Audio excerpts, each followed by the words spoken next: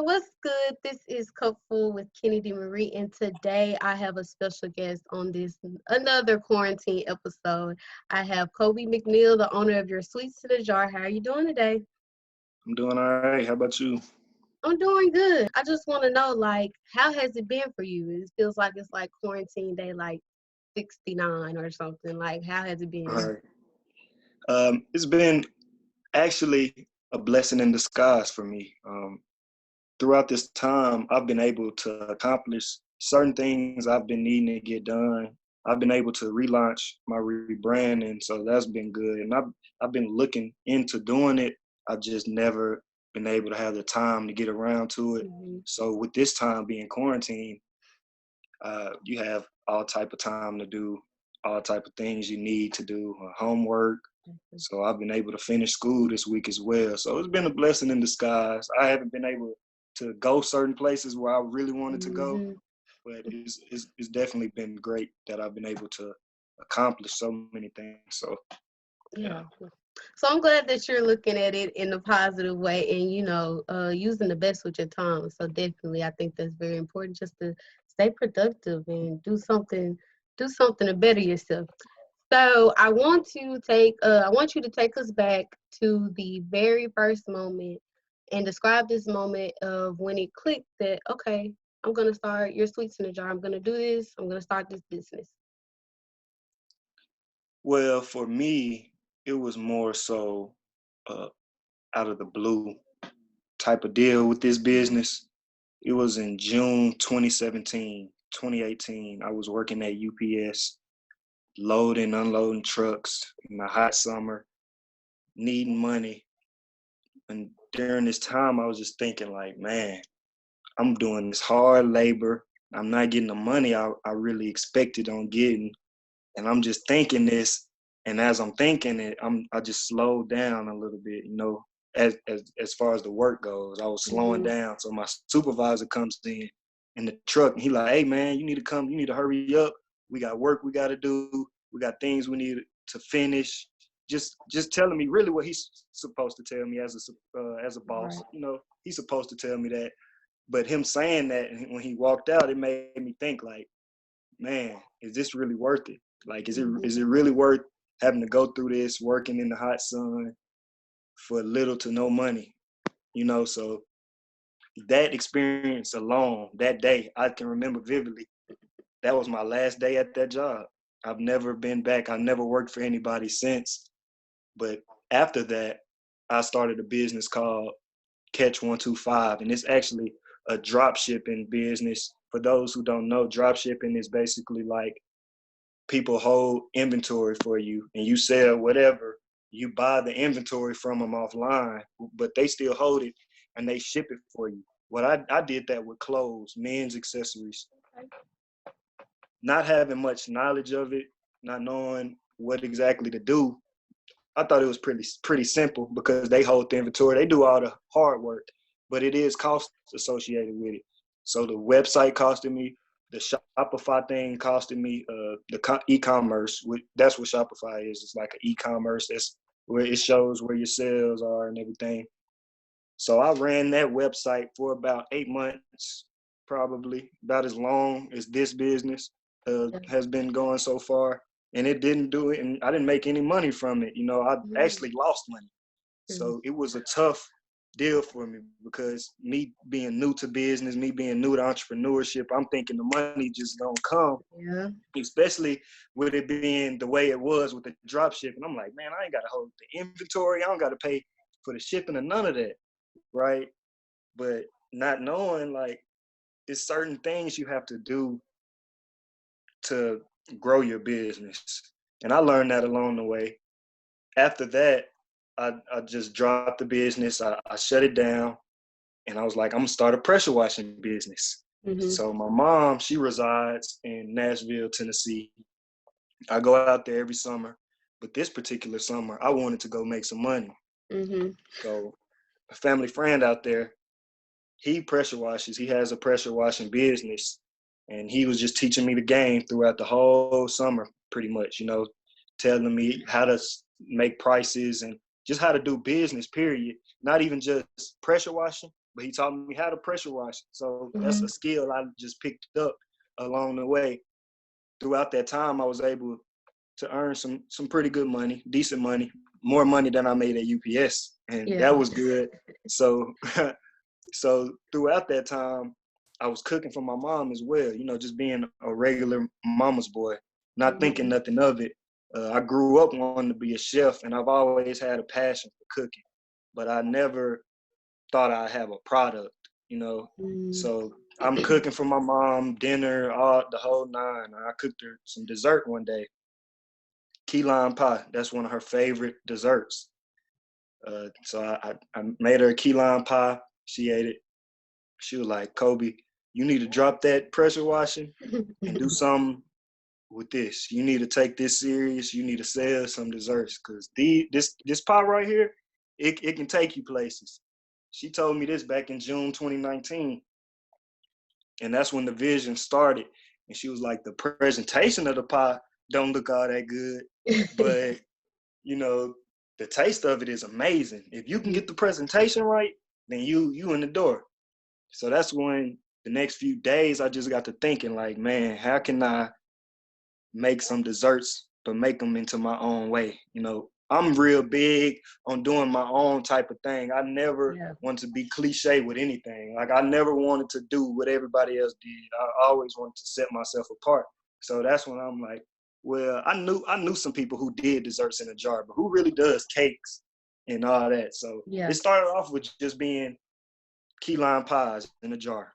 It just started off being that, and I was selling around Nashville, where I don't know too many people. I have a few Mhm. friends from pressure washing. I got a barber out there, just a few friends, probably about 5, and I had them try it. I had my mama try it, her boyfriend, they people, and they all enjoyed it. They were like, "Man, take this serious. Go serious with this." So I did that and learned how to make some red velvet cake. Mm. So I was just selling them two from the Uh-huh. beginning and just doing all that for the longest. And after a while, flavors just kept coming. I kept learning. I learned every day about different ways to make my desserts better. I'm Mm. always learning. So yeah, it was definitely a process that I Mhm. didn't expect, starting this business, but it's been great ever since. Ever since that time my mama told me this is what I need to do, I took her word for it and I haven't regretted it. I Yeah. haven't looked back since. So it's been amazing. Yeah, that's good. I'm glad that you didn't, just try to brush it off and be like, nah, that's not, and just, follow the good feelings, follow your passion and all that. And I believe that, all those lessons like your journey that definitely taught you, how business is not supposed to go. So when you actually Right. showed up to your business that you loved and you were passionate about, it kind of flowed. So that's really great. So at the beginning, you were talking about how you just launched some new branding with Right. your sweets in a jar. And so your subscription boxes, I want you to tell us about that and what are the intentions behind it. So with our new relaunching, we have a new logo, we have a new website, and on this website, for those who've been supporting, who I appreciate, I like to say, Mhm.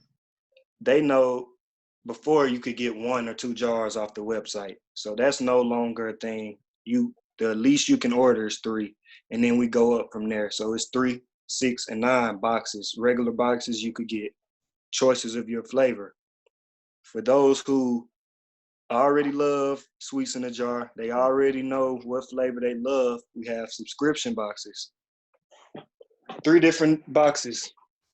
So we have the 3 wishes box, Mhm. and this is, of course, 3 jars of your choice. And once you choose your box off the website, you get to choose a HBCU. So your favorite HBCU that you choose will have $1 donated to that school every time a box goes out. So say you subscribe today and you want a three wishes box Mhm. and you choose UAPB. This time next year, you've donated $12, and that's you and everybody else who chose that school. We're gonna choose the top 3 schools who has the highest votes and has the highest, Mhm. subscriptions. And we're trying to get something together, a fund. We don't have that all the way figured out. We got things in mind, but what we do know is we're giving back to HBCUs. We're gonna continue to give back to epilepsy. We're building our foundation, which is Eat Good for Good, and that's a non-profit foundation that I'm in the works of building. And Eat Good for Good is a spinoff. When you eat good, you do good things, you feel good, you eat good for good with us. Once you Mhm. subscribe, you're getting them boxes every month. And that's what is very important with these boxes. If you can see, all the words I have listed on here is actually every HBCU in Okay. the world. So it's not just about UAPB, even Yeah. though I feel like that's the best HBCU out there. But that's because I'm a grad and I care about all HBCUs, even the ones who are rivals of ours. I care about all of them. So that's why it's big to me to donate towards that. It's a great thing to do. So every name I have, like every flavor name I have, all have their own names. Like the cream and cream cake, they all have their own dedication. I dedicate everything I do except the boxes. Well, they even have they're dedicated to songs. And the Yeah. flavors I have, they're dedicated to certain people who are very important to me, in my life. My honey bun cake, which is dedicated to my brother who has epilepsy. And if you look when you look at the new labels, they're purple, which is the epilepsy colors. Mhm. That's a full dedication to my brother. All the money that we're getting from the honey bun canes being sold is going straight to the foundation. We're not touching that money. All of that is going back. We're giving back, and that's a real big thing to us. And we want to keep pushing that, as this rebrand goes. And every time something comes out, we're willing to support. I have a interview coming out with some autism people, and I'm supportive of them. I don't know anybody personally with autism, but Mhm. I know how it is having somebody you close to deal with certain things. Yeah. So I'm always willing to support any foundation, anything, that's willing to help Definitely. somebody. Yeah, definitely, definitely. I commend you on that. Kudos to you for doing Thank that. you. Is not only are you working in your passion, but you're able to impact the people around you. That Exactly. might not otherwise get that support or get that help, recognition, all that. So that's really great. That's really great that you're doing that. And much success to the subscription boxes and everything. That is very exciting. Thank So you. usually when people get overwhelmed or something, it's kind of because they got too much on their plate. But for Right. you, it's like, oh, that's the perfect recipe because multitasking is like second nature to you and all that. So I just Right. want you to take us through a typical day when you first started your business. You were starting your senior year. You still had football going on. Like how did you just balance all of it? Well, for me, I was able to get a practice run, I would say, was going to summer school the following month after I started the business. Because not only was I able to see would I be able to balance my business, football, and school, but I was also able to see how would the campus react, how would certain Hmm. people around school would react to my jars. Because even though I know my mom is a very honest person, she not gonna want to hurt her son's feelings. My girlfriend, she not gonna want to hurt my feelings. It's certain people, you know. So it's you always want to have those people to give you those real, Yeah. the real critiques. But with that being said, summer school was a practice run, so I was able to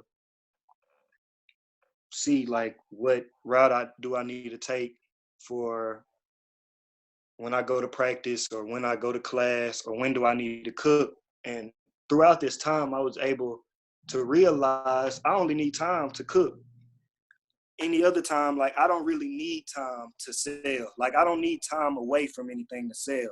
Yeah. So what I did was we'll get Thursday mornings off because that would be a day before the we prep for the game and everything. So we wouldn't meet in the morning. Every other morning we up before the sun is. Yeah. But these mornings we not. So every Wednesday night I'll go to Redfield with my girlfriend to her best friend's house and make jars all night. Mm. I'll make these jars and we spend the night in Redfield. As soon as I wake up, I'm posting on Instagram, letting the campus know what flavors I have. Yeah. So as soon as I touch down on campus, I already have a few orders put in. So I fulfill those orders. And then I go to class. I sell some there to my teachers, to students. Then I go to the CAF and I sell there. I go to meetings and then I sell to my coaches. I go to after practice, I'm selling to my teammates. In study hall, I'm selling to the other athletes. And then once I'm done, I'm done, you know. But the stuff I would usually do on a regular basis, in a regular week, on a regular Thursday, a regular day, I would just go by things the same way I've been doing, but I just added on that cooking night. And it all worked out smoothly. Nothing got in the way. So it all Well, worked out. yeah, that's great. And the fact that you came prepared, you kind of want to do stuff and then you're not prepared when things get to going. So definitely Right, that right. preparation is very, that's a key thing whenever you're out doing something, starting a new venture. So definitely, I'm glad that Yeah. And said I'll that. say another thing, what really helped me with this business opposed to my last business was I wrote a business plan. And that's something I would tell a lot of people to do, because when you have a business plan and you can put in the cost you have and the projected money that you can make, then you have a goal in mind. Like, then you know what you need to do to get to where you want to go. Before I'm going in blind, not knowing, just expecting money, and business don't work like that all the time. So with me having a business plan, I was able to know what I wanted to do with my business. So I just wanted to throw that in there as well. Appreciate that advice. So about a year ago, so we were talking. You were saying about a year ago you were kind of uncertain, and in the story, just the journey to get into your sweetener jar. There was times when you were uncertain, you didn't really know. You knew you had dreams and things like that, but it kind of felt like you were stuck. And I can definitely relate to that, because before this podcast, I was just really sad. Like, I feel like there's something else I can be doing besides school. And I was just twiddling my fingers, just, waiting around, and you kind of just feel stuck. And so I just want you, to anyone out there that's feeling stuck, what is something that you would say to them? What I would tell somebody who's feeling stuck is, don't worry too much, because it's natural. First of all, it's natural to feel that way, especially in the position we're in as college students. But one thing that can get you stuck a lot of the times is looking too far ahead. I deal with this a lot as well. I look so much far into what I need to do in the future. I'm not even worried about what I need to do right now. So one thing I tell the people who's feeling stuck is, don't look too far ahead. Just accomplish what you got in front of you, and everything else is just gonna work itself out. That's the best way to go with that. Yeah, definitely. When I started my podcast, it was kind of just, taking it day by day and not worrying about what's gonna happen tomorrow, just trying to make the best out of, what happened today and what I need to do today. So I definitely agree with you on that one. Right, because before, at that time when I was lost and felt stuck before the business, all I was thinking about was after college. Like, what I'm gonna do after college, what I'm gonna do. First, I need to finish college. That's first and foremost. And that's how senioritis happens. That's why most people get stuck in these times at the end of their college or the end of high school, because it's like you looking so far, like, after, when I'm done with this, when I'm done with this college, boy, I'm finna go and get started. Just focus on what you got in front of you, and then everything else gonna work itself out. It's gonna fall in place. Don't just worry, just do. So Right. definitely. I want to know, how do you not eat all your product when you're having all these sweets surrounding you? Like, is it hard not to just eat it all up?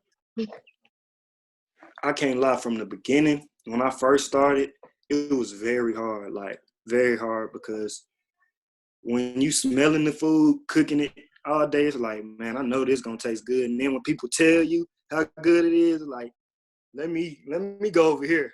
But after a while, once you start smelling it so much and eating it so much and trying it so much, you get used to it. It's not like I just fiend for it now.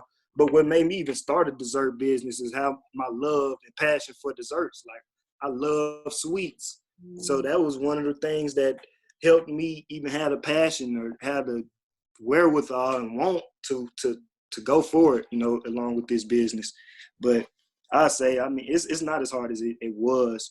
But just knowing the fact that if I eat these, I'm not gonna make no money is enough for me to know I don't need to eat them all. I can eat one or two each, and when somebody donate, because anytime I have jars, at least 2 or 3 people would just donate. I'll give them one jar and they'll pay me $20. Then that's when I'm like, okay, well, I can eat some because they paid for me. But other than that, I just try to stay away from them because I try to stay in shape. So I don't really try to do too much anyway. So, what's your favorite jar? My favorite is the middle child. That's the 7-Up pound cake. That's I love cooking that one and I love eating it. It's so slept on though. That's why I call it the middle child. And I dedicated that one to myself because it's like the flavor that's the fly on the wall. Everybody know it's there, but don't nobody want to eat it. But it's really the best. Kind of like me. Like, it's really the best. Like, but you just gotta try it. Like, my grandmother had it last night, and she called me going crazy about it, like telling me how much she loved it. So that's my favorite. But everybody else loves the red velvet. Can't get enough of it. I have it right here. This is the red velvet. And everybody loves either the red velvet or the strawberry. But all of them are fire. All of them good. But I love that middle child, the pound cake, for sure. Because I mastered it. Like, once I feel like I've gotten the best of a cake, because it's certain cakes I feel like I could do better on. I'm real hard on myself as a chef, and my girl and my mama always on me about that. Like, stop being so hard on yourself. But I just be wanting to be the best I can be. But when I master something, that's when I be telling people on Instagram, look, I mastered this. Y'all need to come try it. And I'm here to tell y'all on Kupfull with Kennedi that I've mastered the pound cake. I mastered it. Y'all need to go and try it. Give it a try. Definitely. Okay, so we're gonna take a break, and it's game time with K Marie. So considering that you just finished your last season of football, I have a game, and it's called Do You Got Game? And so I just want to see if you still up on your football facts, college football. So we're gonna do college football facts, and we're just gonna see, and we're gonna All get it. right. There you go. All right, let's go. Okay, so it's kind of like a trivia. So question one is, which team has the highest total of wins in FBS? Is it Notre Dame, Ohio State, Alabama, or Michigan? It's either between Ohio State or Alabama. Okay, which one you gonna choose? I'm gonna say Ohio State. Ohio State. Okay, it's wrong. It was actually Michigan. So you, Michigan, Ralph. Well, they didn't win too much in my lifetime, so that's probably why. yeah, okay. Okay, so next question is, which team has had the most players drafted in the first round of the NFL draft? Is it Alabama, USC, Ohio State, or Miami, Florida? Miami. Miami? Wrong. It's Alabama. No, it's USC. USC. It was that year they had Bush and them, Reggie Bush. I'm looking bad right now. You are. It's all good. It's like we're only on question two. Next question is, which team has had the most bowl games? Is it Alabama, Texas, USC, or Nebraska? Hmm. I know Nebraska was cold back in the day, but Bama, were they good back then? Alabama? I don't know. I'm gonna have to go with. I'm gonna just say Nebraska. I'm gonna just say Nebraska. Nebraska. It was Alabama. I thought you. Wow. Oh, yeah, When I be watching these 30 for 30s, all they talk about is Nebraska and Miami. So that's why I'm just guessing them for some reason. Okay, so it's a rough start, but we're gonna keep going with the questions. Hopefully, All right. I hope that you still got game. I hope you know some of these facts. So, which team has the highest winning percentage in all of FBS? Is it Notre Dame, Ball State, Michigan, or Ohio State?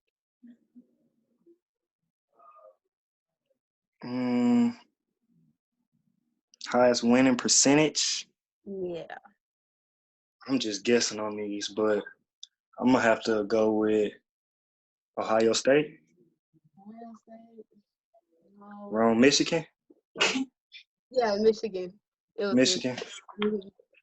This must, dang. Ohio State been so cold though, like since I've been little. Like, well, maybe I don't know.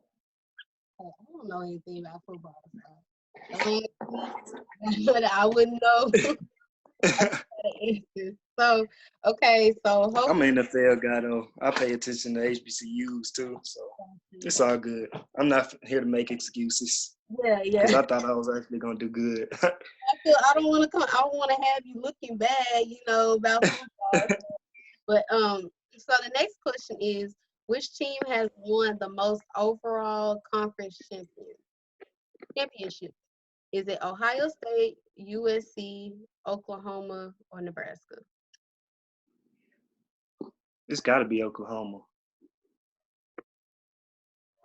You said who won the most conference overall? Who won the most overall championships? Hold on. I feel like I know this. I feel like I know this. It's Michigan, ain't it? No, Michigan not on the list. You got You Ohio said State, USC, or Nebraska. Ohio State. No. What? Oh my goodness. I keep saying Ohio State. It's I keep Nebraska. saying Ohio State. It was Nebraska. Hey, maybe this Oh wow. time. Maybe I should have done a little more recent. I don't know. I hate that you get these all wrong. I thought this was gonna go through. No, it's all good. Okay, so this question is, which school has won the most Heisman trophies? Which Which school? school? Yes. So it can be more than one answer on this one. So is it Ohio State, Notre Dame, both, or neither? Ohio State, Notre Dame, both or neither.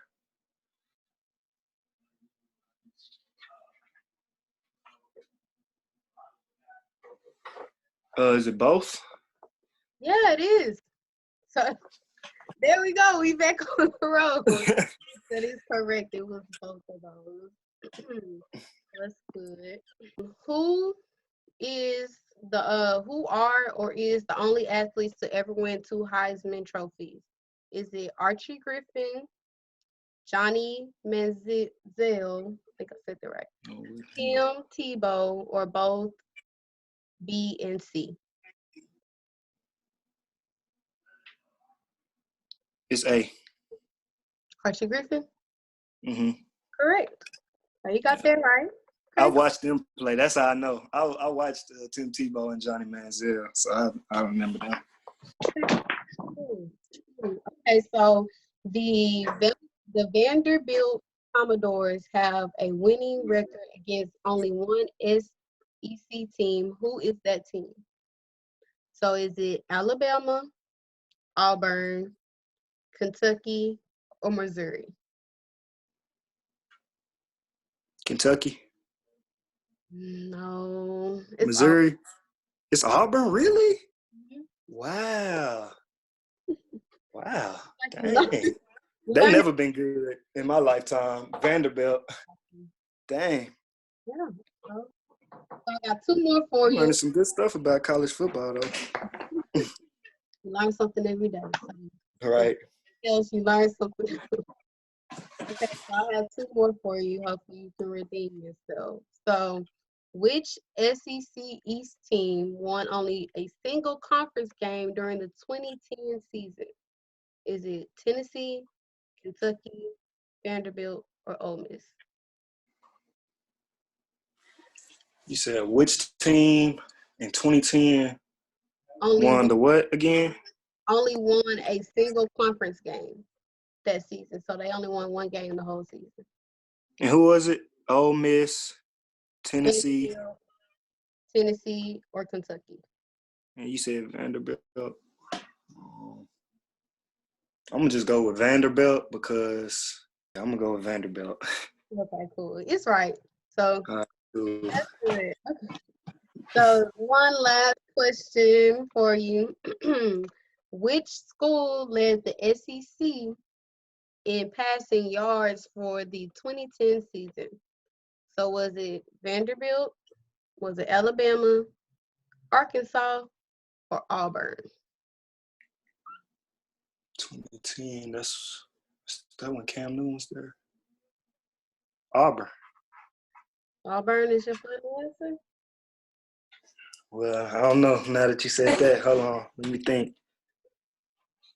You said Auburn, Kentucky, Arkansas. Who you say? I know you said Arkansas. They was Mhm. good in 2010 though. Auburn, Arkansas, Alabama, or Vanderbilt. So And you it's not said best in the SEC. mhm, led in the SEC in passing yards. So you got Vanderbilt, Alabama, or Arkansas left. I'm gonna go with the home team. I got Arkansas. Team. That's right. I knew it. Yep, they had them boys that year. Yeah, yeah. So okay, that was the end of game time. Do you got game? All right, I finished strong. I finished Yeah, you strong. did. You did finish strong. I will give you that. Okay, so I hope that you enjoyed that. We'll just get back into the questions. So you congrats on finishing your senior year in school, and you also just finished your last season of football as well, given the game time that we played. And so I just want to know, what's something that you were able to carry off that field with you that you can just have with you and apply to anything in life, your business, just adulthood, everything. Um, First, I would say discipline, commitment, not being complacent. Mhm. I'll say those are the main three things. Discipline in any sport, not even just football, is the main thing coaches teach throughout the country, throughout the world, really. Discipline. How it applies to me now, especially with this business, is getting up, doing things when I don't feel like it, cooking when I don't feel like it, and it's other things that go into business that I don't necessarily like that I know I have to do, and that takes discipline to do that. Um, what else I say? Commitment is just another thing with discipline. Just staying committed to what I'm doing, and not being complacent. I Mhm. have a goal right now to be very highly paid, but once I get there, I don't want to feel like I can be lax now. I can relax. I can chill. I always want to keep shooting. So once I get to the point where I'm trying to go, I want to make another goal where I'm trying to get here now. I'm going to never want to just get to a certain point where I feel like I don't have to work no more. Because the quicker you go up, you can fall down just as fast and harder. So that's why not being complacent is a major thing. And when you dealing with football, that's the main thing coaches say after a win. Don't get complacent. As Mhm. soon as you win, they say don't get complacent. So those three things, most definitely. I definitely want to talk about how has it been since, June 2019, when you actually started Sweets in a Jar, the people surrounding you, just how influential has that been? They have been very, very influential. And I have to say, my foundation is what makes this business go. It was my mom who gave me the idea to start this business, to start Sweets in the Jar. It was her vision. It was my girl in the kitchen with me from the very beginning. The first time I made some jars, was in the kitchen with me for 4 or 5 hours trying to figure out how can we make this work. I got my dad who's always there for me, whatever the case may be, whether it's financially, whether it's anything I need, even if it's just my well-being and I need somebody to lean on because I'm feeling weak. I know my dad will be there. He gonna give me some words of encouragement every time. And then I have my brother and sister. They just support any way they can. Any way they can help, they willing to support, and they don't want anything in return. You know, and all of these people I named all bought from me. They all bought jars from me. And I feel like that's a big deal because I have close friends who feel like they should get free jars. Mm-hmm. And I have my parents bought from me, my girlfriend, and my brother and sister. That tells me if they can buy it, anybody can. And then another thing with my supporting system is when I first started this business, I wasn't too sure on the price. Like I wasn't confident with the price. Mm-hmm.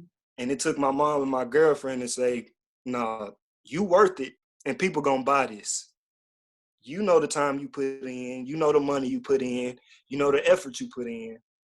This the price you should go with. And it took them to do that. So everything that molded my business, I have to give credit to those people that I named because they play very vital roles in this business. And most of the decisions I make, those are the people I go to. And they not even just so important in business. For me, they important in life. So with any decision I have to make, I can go to these same people and trust their critique of how they feel about it, and I can trust their judgment. So they've been very influential, and they're gonna remain to be. I know they will. So I'm very appreciative of that. Yeah, that's great, especially during the times of like doubt and uncertainty that you have people behind you to Most definitely. just, elevate you and give you that confidence that sometimes is needed. Definitely. So, shout out to the team behind your Sweets in a Jar. Yeah, definitely shout out to them. Yes, yes. And so, lastly, I'm gonna give you a scenario, and I just want you to, set the mood for us. So it's like a late Friday night, Saturday night, and you're about to get to cooking. You're about to get your Hmm. sweets in the jar ready. You got the utensils, you got the ingredients ready. You about to get in the zone. But you gotta have the music. You gotta have the music to get it flowing and everything. So just let us know what type of vibe, what type of artists are playing, when you cooking in the kitchen. So in the kitchen, we have all types of vibes going on in there. If you love music, anybody who loves music can just sit and just watch us in the kitchen and have a great time because we play all type of music. That's when me and my girl not arguing over who should play it, Yeah. but it's gonna be some good music being played either way. I'm not gonna discredit her playlist because she plays some fire. She plays some good music. So when she gonna play some Janae Aiko. She been playing that new album like crazy, annoying me. It's wonderful. But it's cool though. Her album, I like it. She plays that. She plays a lot of neo soulish. Ari Lennox, My favorite. Beyonce, of course. She's a Beyonce fanatic. So the point of that is when my girl has the ox, she gonna be playing a lot of R&B, and so is my mama. My mama gonna play a mixture of Mhm. what I like and what my girl likes. Me, I'm a hip hop head, so I play a lot of J Cole, Jay Z, Meek Mill. I listen to a little bit of everybody except the one like the everybody who sound like everybody else. But like I like a lot of rappers. So we listen to a little bit of everything. Everything. You never know. You really don't know what to expect to hear when you come in the kitchen. So